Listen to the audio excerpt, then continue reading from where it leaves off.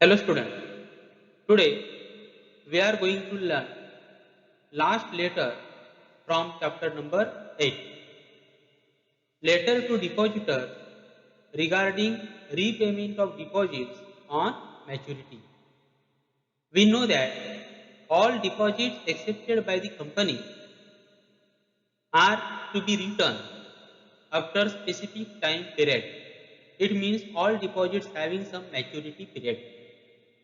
ज्या काही आपण डिपॉझिट कंपनी डिपॉझिट लोकांकडून घेत असते, पैसे घेत असते, ते काही पर्टिक्युलर टाइम पीरियडसाठी असते and that maximum time period will be 3 years और उसका मैक्सिमम टाइम पीरियड कितना रहेगा 3 साल. उसे बोला जाएगा मैच्योरिटी पीरियड. और वो पीरियड खत्म होने के बाद डिपॉजिटर का पैसा क्या करना पड़ेगा, वापिस करना पड़ेगा. At the time of repayment of deposit company sends letter to deposit to inform them regarding repayment of deposits.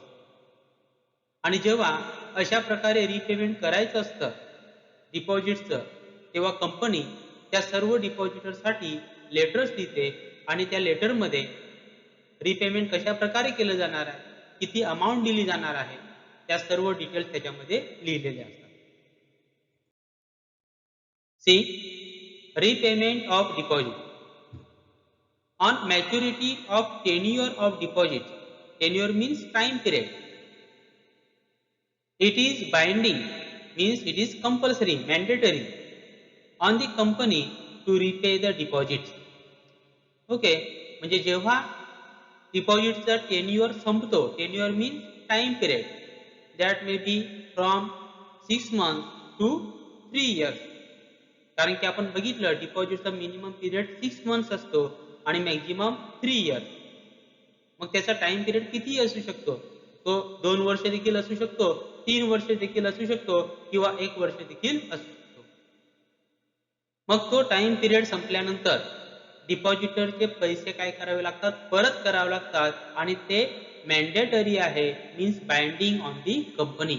वो कंपनी के लिए क्या रहेगा, कंपल्सरी रहेगा. जैसे ही डिपॉजिट्स मैच्योर हो जाएंगे, डिपॉजिटर का पूरा पैसा वापिस करना पड़ेगा. Default in repayment of deposit results in levy of penalty. Default मतलब कंपनी ने अगर मैच्योरिटी हो गया डिपॉजिट्स का, टाइम पीरियड खत्म हुआ, जैसे कि 2 साल टाइम पीरियड था, 2 साल खत्म हुए और कंपनी ने अगर डिपॉजिटर का पैसा वापस नहीं किया तो क्या, तो कंपनी को पेनल्टी लगेगी. गवर्नमेंट उसके ऊपर एक्शन लेगी और कंपनी को पेनल्टी लगेगी. कंपनी को पेनल्टी, भारी पेनल्टी भरनी पडेगी. लक्षात, म्हणजे जेव्हा लोकांकडून डिपॉझिट घेतल्या जातात, त्या मॅच्युअर झाल्यानंतर त्यांचे पैसे काय करावे लागतात, परत करावे लागतात. आणि जर ते परत केले नाही तर कंपनीवर पेनल्टी लावली जाते. कोण लावतं, government लावतं. The letter for repayment of deposit is to be sent to the depositor when the deposit is to be redeemed. म्हणजे जेव्हा डिपॉझिट रिडीम करायचे असतात, म्हणजे रिपेमेंट करायचे असतात, तेव्हा कंपनी काय करते, डिपॉझिटरला लेटर लिहिते to give information regarding repayment of deposits. The letter informs the depositor that the fixed deposit receipt is received by the company. This letter includes information about repayment of deposit such as tenure of deposit, fixed deposit receipt number, deposit amount, rate of interest, maturity amount, TDS that is tax deducted at source, net amount, due date of payment of deposit etc. और जो भी letter लिखा जाता है उस letter में company repayment के बारे में, डिपॉजिट के बारे में पूरा डिटेल दे देती है कि आपका डिपॉजिट कितने अमाउंट का था, आपका डिपॉजिट कौन से तारीख को रिडीम हो रहा है, आपका जो ओरिजिनल फिक्स डिपॉजिट रिसिप्ट था उसका नंबर क्या था, आपको कितना इंटरेस्ट मिल रहा है, उस इंटरेस्ट के ऊपर आपको टीडीएस कितना लगेगा, that is tax deducted at source, मतलब वो गवर्नमेंट को जाएगा. तो टोटल आपको कितना इनकम मिलेगा, मतलब आपका principal amount plus interest amount कितना मिलेगा वो सब डिटेल इस लेटर में दिया जाएगा. ओके. म्हणजे ह्या लेटरमध्ये कंपनी डिपॉझिट रिडीम ज्या केल्या जाणार आहेत त्याबाबत संपूर्ण डिटेल देत असते. सी द लेटर हियर धारा ऑइल लिमिटेड. या ठिकाणी आपण कंपनीचं नाव लिहिणार. परत मी सांगतो कंपनीचं नाव फक्त लिमिटेड असलं पाहिजे, प्राइवेट लिमिटेड लिहायचं नाही. फिर से याद रखना है कंपनी का नाम जो भी लिखोगे सिर्फ पीछे कंपनी के एंड में क्या लिखोगे एलटीडी. गलती से भी प्राइवेट लिमिटेड मत लिखना. ओके, सिर्फ क्या लिखना है LTD.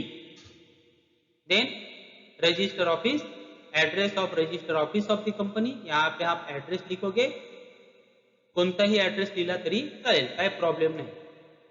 There after CIN number that is corporate identity number. आणि हा CIN नंबर किती अल्फाबेट किती कॅरेक्टरचा असणार आहे 21 character. Then phone number, tax number, reference number at left side and here website of the company, email ID and date of the letter. Okay, तो ये सारे detail हम लोगों ने हर एक लेटर में दिखे हैं, बराबर. Phone number, fax number, reference number, ये सब हम लेफ्ट साइड में लिखेंगे. वेबसाइट, ईमेल आईडी और डेट राइट साइड में हम लिखेंगे. Here you have to write name and address of the depositor. जिसको हम लेटर भेज रहे हैं उसका नाम और एड्रेस, उसको ही बोला जाता है ऍड्रेसी. लक्षात ठेवा, ज्याला आपण लेटर लिहितोय, बरोबर, ज्याला आपण लेटर लिहितोय त्याला दुसरं काय म्हटलं जातं ऍड्रेसी. या ठिकाणी आपण कोणाला लेटर लिहितोय डिपॉझिटरला. So you have to write name and address of depositor here. Then at middle of the page you have to write subject that is repayment of fixed deposit. Dear sir, this is to inform you that your fixed deposit receipt number 5925 dated 1st December 2017 for rupees 1 lakh will be due for repayment on 30th November 2019. यहाँ पे फिर से आपको ठीक से ध्यान से देखना है. हम लोगों ने क्या बोला कि आपका जो फिक्स्ड डिपॉजिट रिसिप्ट नंबर है 5925 कौन से तारीख का है 1 दिसंबर 2017. ओके, और यहाँ पे लेटर का डेट देखो कितना है 30 नवंबर 2019. मतलब आपका जो डिपॉजिट है वो कौन से तारीख को किया गया था 1 दिसंबर 2017. इस तारीख को किया गया था और उसका अमाउंट कितना था 1 lakh. And will be due for repayment on 30 November 2019. आणि तुमच्या जे डिपॉझिट आहे त्याचं रीपेमेंट म्हणजे त्या मॅच्युअर्ड कधी होत आहेत 30 नोव्हेंबर 2019. म्हणजे 1 डिसेंबर 2017 पासून 13 नोव्हेंबर 2019 इथपर्यंत कंप्लीट 2 वर्ष कंप्लीट होतात. किती वर्ष कंप्लीट होतात 2 वर्ष. आलं लक्षात. आणि जर हे तुम्हाला कॉम्प्लिकेटेड वाटत असेल मग सिंपल काय करू शकता तुम्ही, इथे तुम्ही लेटर इथे जी डेट आहे ती काय लिहू शकता 1 जानेवारी. काय लिहू शकता 1 जानेवारी 2017 या ठिकाणी लिहा तुम्ही, बरोबर. आणि ही जी 13 नोव्हेंबर आहे 2 वर्ष कॅल्क्युलेट करा किंवा 3 वर्ष कॅल्क्युलेट करा किंवा 1 वर्ष कॅल्क्युलेट करा. या लेटर मध्ये 2 वर्ष घेतलेले हैं. इस लेटर में कितने साल लिए हैं 2 साल. तो यहाँ पे मैं भी 2 साल लेता हूँ. तो अगर आप यहाँ पे लिखते हो 1 जनवरी 2017 तो 2 साल कब कंप्लीट हो गए 31 दिसंबर. कब कंप्लीट हो गए 31 दिसंबर 2019. मतलब आपको कैलकुलेशन क्या हो जाएगा सिंपल डेट, बराबर. तो यहाँ पे आप लिख सकते हो 1 जनवरी 2017 और यहाँ पे लिखोगे 31 दिसंबर 2019. और अगर 31 दिसंबर 2019 लिखते हैं तो यहाँ पे लेटर का डेट भी क्या हो जाएगा चेंज हो जाएगा, बराबर है. यहाँ पे आप 13 नवंबर भी लिखोगे तो भी नो प्रॉब्लम, क्योंकि दिसंबर में क्या होने वाले हैं मैच्योर होने वाले. We have received for your original deposit receipt number 5925 duly discharged along with your instruction for repayment. The Board of Directors in the meeting held on 12 November 2019 has passed a resolution for redemption of the deposit.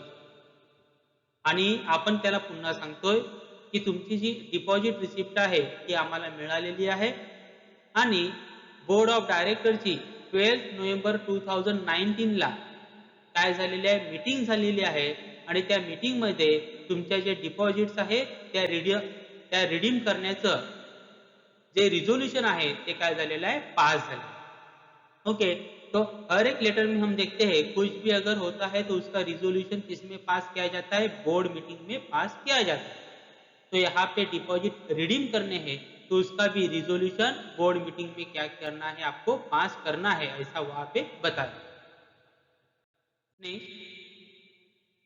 The details of repayment of deposit are as under here there are total 8 column total यहाँ पे 8 column दिए हैं first tenure of deposit tenure means time period and here tenure is given 2 years क्योंकि पहले हम लोगों ने वहां पे बताया है 2017 को डिपॉजिट लिया और 2019 को क्या कर रहे हैं रिडीम कर आलं लक्षात म्हणजे जो टाइम पिरियड आहे तो किती वर्षाचा घेतलेला आहे 2 वर्ष तुम्ही 1 वर्षाचा देखील घेऊ शकता किंवा 3 वर्षाचा देखील घेऊ शकता no problem fix deposit receipt number 5925 आणि जो डिपॉझिट रिसिप्ट नंबर तुम्ही आधी दिलेला आहे तोच इथे आपण इथे मेन्शन केलेला आहे deposit amount ₹1 lakh rate of interest is given 10% and see here total interest is given 20,000 आता तुम्ही कॅल्क्युलेशन करा 1 lakhs वर जर 10% घेतले तर ते 20,000 होतील का 10,000 होतील किती होणार आहे 10,000 It means here interest is considered for 2 years. यहाँ पे इंटरेस्ट कितने साल के लिए कंसीडर किया है 2 साल के लिए इसलिए वहां पे कितना लिखा गया है 20,000 ओके 1 साल का अगर इंटरेस्ट रहता तो सिर्फ 10,000 आता लेकिन यहाँ पे 2 साल का इंटरेस्ट लिया है तो कितना आएगा 20,000 मॅच्युरिटी अमाउंट दॅट इज 1,20,000 म्हणजे एकूण डिपॉझिटरला आता किती मिळणार 1,20,000 1 lakh that is principal amount and 20,000 that is amount of interest. So depositor will get 1,20,000 in total. Depositor ला एकूण किती मिळणार 1,20,000. TDS that is tax deducted at source. Here TDS is given 2,000. Here 10% is calculated on this 20,000. यहाँ पे जो 10% calculate किए हैं वो किसके ऊपर कैलकुलेट किए हैं 20,000 बिकॉज 20,000 इज योर इनकम ये जो 1 लाख है वो आपका इनकम नहीं वो तो पहले ही आपका ही पैसा था वो ही आपको वापस मिल रहा है that is not your income वो आपका प्रॉफिट नहीं है आपका प्रॉफिट कौन सा है दैट इज इंटरेस्ट है आपका गेन है ये आपका प्रॉफिट है आपका फायदा है ओके 1 लाख तो पहले ही आपका था आपने जिस कंपनी को दिया था वो आपको वापस मिल रहा है तो उसके ऊपर टैक्स नहीं लगेगा लेकिन उस 20,000 जो कंपनी ने आपको एक्स्ट्रा दिया है एज अ इंटरेस्ट उसके ऊपर क्या लगेगा टैक्स तो ये जो 10% है वो किसके ऊपर कैलकुलेट करना है आपको 20,000 के ऊपर मतलब इंटरेस्ट के ऊपर आलं लक्षात म्हणजे जे TDS आहे टॅक्स डिडक्टेड ॲट सोर्स हे 20,000 वर कॅल्क्युलेट केले 2,000 net amount will be 1,18,000 okay that is 1,20,000 minus 2,000 you will get 1,18,000 1,20,000 मधून टॅक्स मायनस केला 2,000 मायनस केले किती बाकी राहिले 1,18,000 and due date of deposit that is maturity date of deposit म्हणजे कोणत्या तारखेला डिपॉझिट मॅच्युअर्ड होत आहे that is 13 नवंबर 2019 देखो डिपॉजिट हमारा मैच्योर्ड हो रहा है 13 नवंबर 2019 लेकिन हम जो लेटर लिख रहे हैं वो मैच्योरिटी के पहले ही लिख रहे हैं मैच्योरिटी के बाद नहीं बराबर तो लेटर नवंबर का ही आएगा मतलब मैच्योरिटी के पहले ही हम उनको लेटर लिखेंगे Please find enclosed here with a cross check of rupees 1,18,000 bearing number 426025 dated 13th November 2019 drawn on Bank of Maharashtra Shivaji Nagar Pune. Okay, तो यहाँ पे हम उनको बताएंगे कि इस लेटर के साथ हम लोगों ने क्रॉस चेक अटॅच किया है. आपल्याला माहिती आहे की चेक क्रॉस चेक असतो किंवा बेरर चेक असू शकतो. बेरर म्हणजे ज्याच्यावर ज्याचे पैसे कोणालाही मिळू शकतात आणि क्रॉस चेक म्हणजे त्याचे पैसे ज्याचं नाव लिहिलेलं आहे त्या चेकवर त्याच्या अकाउंटला जमा केले जातात. So cross cheque is a safe cheque. Cross cheque कसा असतो? सेफ. म्हणून कंपनी जेव्हा पेमेंट करते तेव्हा ती क्रॉस चेकनी करत असते. आलं लक्षात? म्हणजे आता काय या ठिकाणी आपण सांगितलं की आम्ही ह्या लेटर बरोबर एक क्रॉस चेक काय केलेला आहे? अटॅच केलेला आहे. And amount on that cheque is 1,18,000. और उस चेक के ऊपर अमाउंट कितना है? 1,18,000. उस चेक का नंबर है 426025 और उस चेक का तारीख देखना है. तारीख कितना है? 13 नोव्हेंबर 2019. म्हणजे चेकची तारीख 13 नोव्हेंबर ज्या दिवशी मॅच्युअर्ड होणार ती तारीख तुम्हाला या ठिकाणी मेन्शन करायची आहे. आलं लक्षात? ज्या दिवसाचं लेटर आहे त्या दिवसाची तारीख नाही लिहायची, कारण की आपण चेक जो देणार तो कधीचा देणार? मॅच्युअर्ड कोणत्या तारखेला होणार आहे? 13 नोव्हेंबरला. आणि म्हणून चेकची जी तारीख आहे ती किती देणार? 13 नोव्हेंबर. ओके, तो यहाँ पे आपको एक बात याद रखनी है कि आपका जो डिपॉजिट है वो मैच्योर्ड कब हो रहा है? 13 नवंबर को. तो चेक का जो डेट है वो भी कितना आएगा? 13 नवंबर 2019. Drawn on bank of Maharashtra. ये क्या है? Drawn on bank of Maharashtra मतलब जो चेक है वो कौन से बैंक का दिया गया है? बैंक ऑफ महाराष्ट्र का दिया गया है. योर्स फेथफुली और Dhara oil limited, sign mister Ashok Bhattar, company secretary. या ठिकाणी तुम्ही कोणतेही नाव लिहिलं तरी चालेल आणि इथे काय लिहायचं? Company secretary. Enclosure cross cheque number 426025 आणि शेवटी काय लिहायचं? एन्क्लोजर. कारण की ह्या लेटर बरोबर आपण जो डिपॉझिट आपण रिपेमेंट करतोय त्याची पूर्ण अमाउंट चेकद्वारे आपण देणार आहोत. तो चेक आपण ह्या लेटर बरोबर काय करतोय? एन्क्लोज करतोय. ओके, तो एंड में हमें एन्क्लोजर लिखना है. तो इस तरह से हमें डिपॉजिटर को लेटर लिखना पड़ता है जब हम डिपॉजिट क्या करते हैं? डिपॉजिट रिडीम करते हैं, मतलब डिपॉजिट का रीपेमेंट करते हैं.